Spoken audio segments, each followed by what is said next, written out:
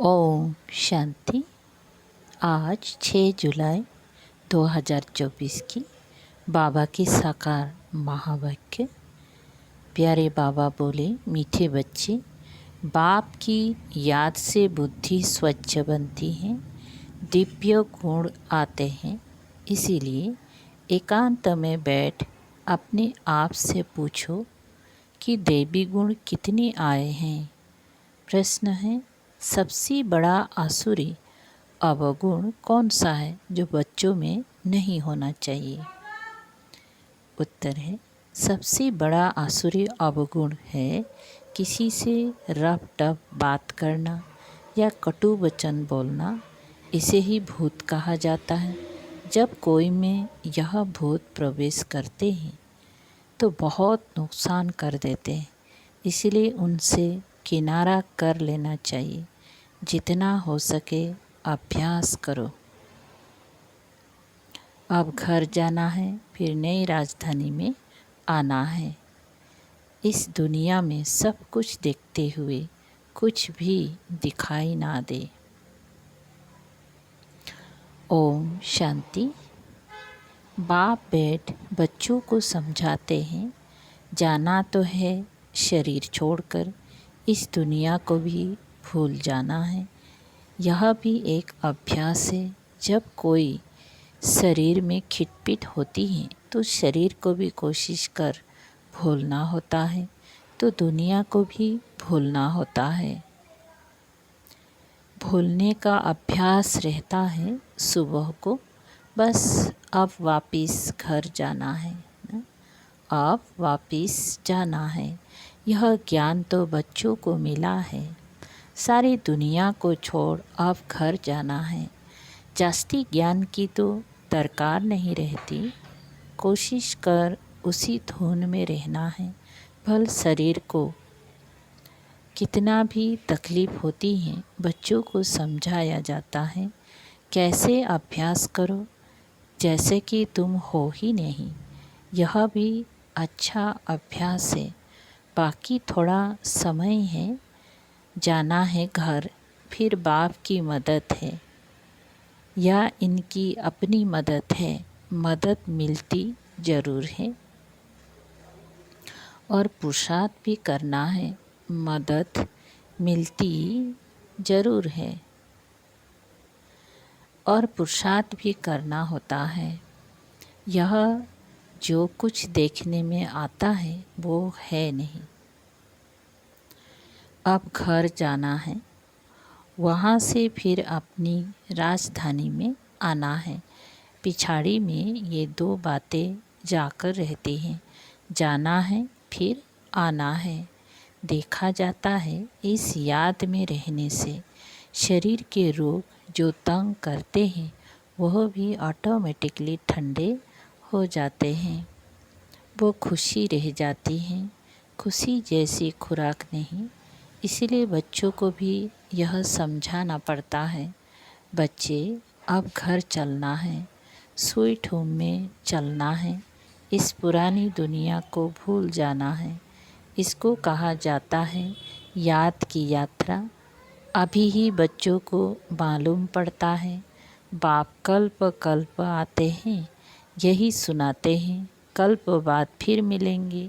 बाप कहते हैं, बच्चे अभी तुम जो सुनते हो फिर कल्प बाद भी यही सुनेंगे। ये तो बच्चे जानते हैं। बाप कहते हैं, हम कल्प कल्प आकर बच्चों को मार्ग बताता हूँ। मार्ग पर चलना बच्चों का काम है। बाप आकर मार्ग बताते हैं, साथ में ले जाते हैं। सिर्फ मार्ग नहीं बताते, लेकिन साथ में ले भी जाते हैं। यह भी समझाया जाता है, ये जो चित्र आदि हैं पिछाड़ी में कुछ भी काम नहीं आते। बाप ने अपना परिचय दे दिया है। बच्चे समझ जाते हैं बाप का बरसा बेहद की बादशाही है। जो कल मंदिरों में जाते थे, महिमा गाते थे, इन बच्चों ने लक्ष्मी नारायण की, बाबा तो इन्हों को भी बच्चे बच्चे कहेंगे ना। जो उन्हों की ऊंच बनने की महिमा गाते थे और फिर ऊंच बनने का पुरुषार्थ करते हैं। शिव बाबा के लिए नई बात नहीं, तुम बच्चों के लिए नई बात है। युद्ध के मैदान में तो बच्चे हैं, संकल्प विकल्प भी इन्हें तंग करेंगे। ये खांसी भी इनके कर्मों का हिसाब किताब है, इनको भोगना है। बाबा तो मौज में है, इनको कर्मातीत बनना है। बाप तो है ही सदा कर्मातीत अवस्था में, है ना। बाप तो है ही सदा कर्मातीत अवस्था में, ना। शिव बाबा, हम तुम बच्चों को माया के तूफान आदि कर्म भोग आएंगे, ये समझाना चाहिए। बाप तो रास्ता बताते हैं, बच्चों को सब कुछ समझाते हैं। इस रथ को कुछ होता है तो तुमको फीलिंग आएगी कि दादा को कुछ हुआ है। बाबा को कुछ नहीं होता ना, शिव बाबा को कुछ नहीं होता, इनका मतलब ब्रह्मा का होता है। ज्ञान मार्ग में अंधश्रद्धा की बात नहीं होती है। बाप समझाते हैं, मैं किस तन में आता हूँ, बहुत जन्म के अंत के पतित तन में प्रवेश करता हूँ। दादा भी समझते हैं जैसे और बच्चे हैं, मैं भी हूँ। दादा पुरुषार्थी हैं, संपूर्ण नहीं हैं। तुम सब प्रजापिता ब्रह्मा के बच्चे ब्राह्मण पुरुषार्थ करते हो विष्णु पद पाने। लक्ष्मी नारायण कहो, विष्णु कहो, बात तो एक ही है। बाप ने समझाया भी है, आगे नहीं समझते थे। ना ब्रह्मा विष्णु शंकर को, ना अपने आप को समझते थे। अभी तो बाप को ब्रह्मा विष्णु शंकर को देखने से बुद्धि में आता है, ये ब्रह्मा तपस्या करते हैं, यही सफ़ेद ड्रेस है। कर्मातीत अवस्था भी यहाँ होती है। इन एडवांस तुमको साक्षात्कार होता है। यह बाबा फरिश्ता बनेंगे। तुम भी जानते हो, हम कर्मातीत अवस्था को पाकर फरिश्ता बनेंगे। नंबर 1, जब तुम फरिश्ते बनते हो तब समझते हो कि अब लड़ाई लगेगी, मेरुआ मौत, मौलों का शिकार। ये बहुत ऊंच अवस्था है, बच्चों को धारणा करनी है। यह भी निश्चय है कि हम चक्र लगाते हैं और कोई इन बातों को समझ ना सके। नया ज्ञान है और फिर पावन बनने के लिए बाप याद सिखाते हैं। यह भी समझते हो, बाप से वर्षा मिलता है, कल्प कल्प बाप के बच्चे बनते हैं। 84 का चक्र लगाया है। कोई कभी तुम समझाओ, तुम आत्मा हो, परम पिता परमात्मा बाप है। अब बाप को याद करो तो उनकी बुद्धि में आएगा, देवी प्रिंस बनना है तो इतना पुरुषार्थ करना है, बेकार आदि सब छोड़ देना है। बाप समझाते हैं, बहन भाई भी नहीं, भाई भाई समझो और बाप को याद करो तो विक्रम विनाश होंगी और कोई तकलीफ नहीं है। पिछाड़ी में और कोई बातों की दरकार नहीं पड़ेगी, सिर्फ बाप को याद करना है, आस्तिक बनना है, ऐसा सर्वगुण संपन्न बनना है। लक्ष्मी नारायण का चित्र बड़ा एक्यूरेट है। सिर्फ बाप को भूल जाने से देवी गुण धारण करना भी भूल जाते हैं। बच्चे एकांत में बैठ विचार करो, बाबा को याद करके हमको ये बनना है, ये गुण धारण करना है। बात तो बहुत छोटी है, बच्चों को कितनी मेहनत करनी पड़ती है, कितना देह अभिमान आ जाता है। बाप कहते हैं, देही अभिमानी भव, बाप से ही वर्षा लेना है। बाप को याद करेंगी तब तो किचड़ा निकलेगा। बच्चे जानते हैं अभी बाबा आया हुआ है, ब्रह्मा द्वारा नई दुनिया की स्थापना करते हैं। तुम बच्चे जानते हो स्थापना हो रही है, इतनी सहज बात भी तुमसे खिसक जाती है। एक अल्प है, बेहद के बाप से बादशाही मिलती है। बाप को याद करने से नई दुनिया याद आ जाती है। अबलाएं कुब्जाएं भी बहुत अच्छा पद पा सकती हैं। सिर्फ अपनी को आत्मा समझ बाप को याद करो। बाप ने तो रास्ता बताया है, कहते हैं अपने को आत्मा निश्चय करो। बाप की पहचान तो मिली है, बुद्धि में बैठ जाता है। अब 84 जन्म पूरे हुए, घर जाएंगे, फिर आकर स्वर्ग में पाठ बजाएंगे।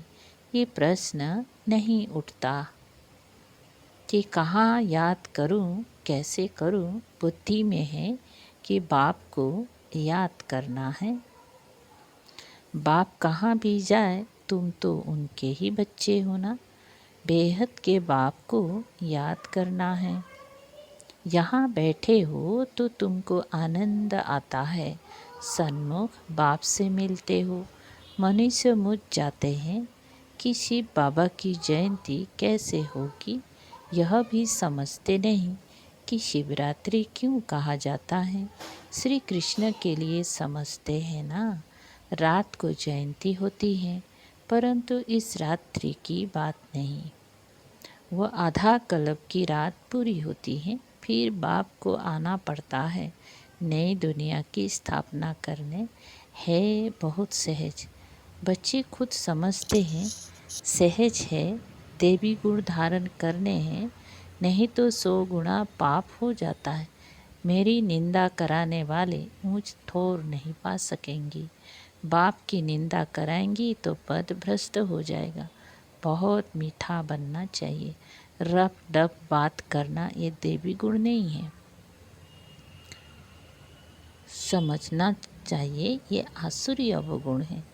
प्यार से समझाना होता है, ये तुम्हारा देवी गुण नहीं है। ये भी बच्चे जानते हैं, अभी कलयुग पूरा होता है। यह है संगम युग। मनुष्य को तो कुछ पता नहीं है। कुंभकर्ण की नींद में सोए पड़े हैं, समझते हैं 40,000 बरस पड़े हैं। तुम जीते रहेंगी, सुख भोगते रहेंगी, ये नहीं समझते। दिन प्रतिदिन और ही तमो प्रधान बनते हैं। तुम बच्चों ने विनाश का साक्षात्कार भी किया है, आगे चलकर ब्रह्मा का, श्री कृष्ण का भी साक्षात्कार करते रहेंगी। ब्रह्मा के पास जाने से तुम स्वर्ग का ऐसा प्रिंस बनेंगी। इसीलिए अक्सर करके ब्रह्मा और श्री कृष्ण दोनों के साक्षात्कार होते हैं। कोई को विष्णु का होता है, परंतु उनसे इतना समझ नहीं सकेंगी। नारायण का होने से समझ सकते हैं।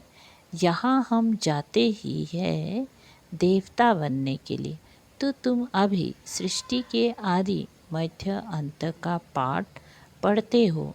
पाठ पढ़ाया जाता है याद के लिए। पाठ आत्मा पढ़ती है, देह का भान उतर जाता है। आत्मा ही सब कुछ करती है। अच्छे अथवा बुरे संस्कार आत्मा में ही होते हैं। तो मीठे मीठे बच्चे 5,000 बरस के बाद आकर मिले हो। तुम वही हो, फीचर्स भी वही है। 5,000 बरस पहले भी तुम ही थे। तुम भी कहते हो 5,000 बरस बाद आप वही आकर मिले हो, जो हमको मनुष्य से देवता बना रहे हो। हम देवता थे, फिर असुर बन पड़े हैं। देवताओं के गुण गाते आए, अपने अवगुण वर्णन करते आए। अब फिर देवता बनना है, क्योंकि देवी दुनिया में जाना है। तो आप अच्छी रीति पुरुषार्थ कर ऊंच पद पाओ। टीचर तो सबको कहेंगे ना, पढ़ो, अच्छी मार्क्स में पास हो तो हमारा भी नाम वाला और तुम्हारा भी नाम वाला होगा। ऐसे बहुत कहते हैं, बाबा आपके पास आने से कुछ निकलता ही नहीं, सब भूल जाते हैं, आने से ही चुप हो जाएंगी। ये दुनिया जैसे कि ख़त्म हुई पड़ी है। फिर तुम आएंगी नई दुनिया में, वो तो बड़ी शोभनीक नई दुनिया होगी। कोई शांति धाम में विश्राम पाते हैं, कोई को विश्राम नहीं मिलता है। ऑलराउंड पाठ है, परंतु तमो प्रधान दुख से छूट जाते हैं। वहाँ शांति सुख सब मिल जाता है। तो ऐसी अच्छी रीति पुरुषार्थ करना चाहिए। ऐसे नहीं कि जो नसीब में होगा, नहीं, पुरुषार्थ करना चाहिए। समझा जाता है कि राजधानी स्थापन हो रही है। हम श्रीमत पर अपने लिए राजधानी स्थापन कर रहे हैं। बाबा जो श्रीमत देने वाला है वो खुद राजा आदि नहीं बना है, उनकी श्रीमत से हम बनते हैं। नई बात है ना, कभी कोई ने ना तो सुनी ना देखी, अभी तुम बच्चे समझते हो। श्रीमत पर हम वैकुंठ की बादशाही स्थापन करते हैं। हमने अनगिनत बार राजाई स्थापन की है, करते और गंवाते हैं। ये चक्र फिरता ही रहता है। पादरी लोग जब चक्र लगाने निकलते हैं तो और कोई को देखना भी पसंद नहीं करते हैं, सिर्फ क्राइस्ट की ही याद में रहते हैं, शांति में चक्र लगाते हैं। समझ है ना, क्राइस्ट की याद में कितना रहते हैं। जरूर क्राइस्ट का साक्षात्कार हुआ होगा। सब पादरी ऐसे थोड़े ही होते हैं। कोटों में कोई तुम्हारी में भी नंबरवार है, कोटों में कोई ऐसी याद में रहते होंगी। ट्राई करके देखो और कोई को नहीं देखो। बाप को याद करते सुदर्शन चक्र फिराते रहो, तुमको अथाह खुशी होगी। श्रेष्ठाचारी देवताओं को कहा जाता है, मनुष्यों को भ्रष्टाचारी कहा जाता है। इस समय तो देवता कोई है ही नहीं। आधा कल्प दिन आधा कल्प रात, ये भारत की ही बात है। बाप कहते हैं, मैं आकर सबकी सद्गति करता हूँ। बाकी जो और धर्म वाले हैं वो अपनी अपनी समय पर अपनी धर्म की आकर स्थापना करते हैं। सब आकर ये मंत्र ले जाते हैं। बाप को याद करना है, जो याद करेंगे वो अपनी धर्म में ऊंच पद पाएंगे। तुम बच्चों को पुरुषार्थ करके रूहानी म्यूजियम अथवा कॉलेज खोलना चाहिए। लिख दो, विश्व की अथवा स्वर्ग की राजाएं सेकंड में कैसे मिल सकती हैं। आकर समझो, बाप को याद करो तो वैकुंठ की बादशाही मिलेगी। अच्छा, मीठे मीठे सिकलधे बच्चों प्रति माता पिता बाप दादा का याद प्यार और गुड मॉर्निंग। रूहानी बाप की रूहानी बच्चों को नमस्ते। हम रूहानी बच्चों की रूहानी बाप दादा को याद प्यार गुड मॉर्निंग और नमस्ते नमस्ते। शुक्रिया बाबा। सार है, एक, चलते फिरते एक बाप की ही याद रहें और कुछ देखते हुए भी दिखाई ना दे, ऐसा अभ्यास करना है। एकांत में अपनी जांच करनी है कि हमारे में देवी गुण कहाँ तक आए। दो, ऐसा कोई कर्तव्य नहीं करना है जिससे बाप की निंदा हो। देवी गुण धारण करने हैं, बुद्धि में रहे अभी घर जाना है, फिर अपनी राजधानी में आना है। वरदान, सेवाओं में शुभ भावना की एडिशन द्वारा शक्तिशाली फल प्राप्त करने वाले सफलता मूर्त भवो। विस्तार, जो भी सेवा करते हो उसमें सर्व आत्माओं के सहयोग की भावना हो, खुशी की भावना व सद्भावना हो तो हर कार्य सहज सफल होगा। जैसे पहले ज़माने में कोई कार्य करने जाते थे तो सारे परिवार की आशीर्वाद लेकर जाते थे, तो वर्तमान सेवाओं में यह एडिशन चाहिए। कोई भी कार्य शुरू करने के पहले सभी की शुभ भावनाएं शुभकामनाएं लो, सर्व की संतुष्टता का बल भरो, तब शक्तिशाली फल निकलेगा। स्लोगन, जैसे बाप जी हाजिर करते हैं वैसे आप भी सेवा में जी हजूर करो तो पुण्य जमा हो जाएगा। अच्छा, अव्यक्त इशारे हैं। परोपकार की भावना से संपन्न बन अपकारियों पर भी उपकार करो। ज्ञानी तो आत्मा सदैव हरेक के प्रति मास्टर स्नेह का तो सागर है। बिना स्नेह के उसके पास और कुछ है ही नहीं। कोई भी आएगा तो उसे स्नेह ही देंगे। आजकल संपत्ति से भी ज़्यादा स्नेह की आवश्यकता है। स्नेह की शक्ति से दुश्मन कभी मित्र बना सकते हो ना। अपकारियों पर भी उपकार कर सकते हो। अपकारियों पर भी उपकार कर सकते हो। ओम शांति।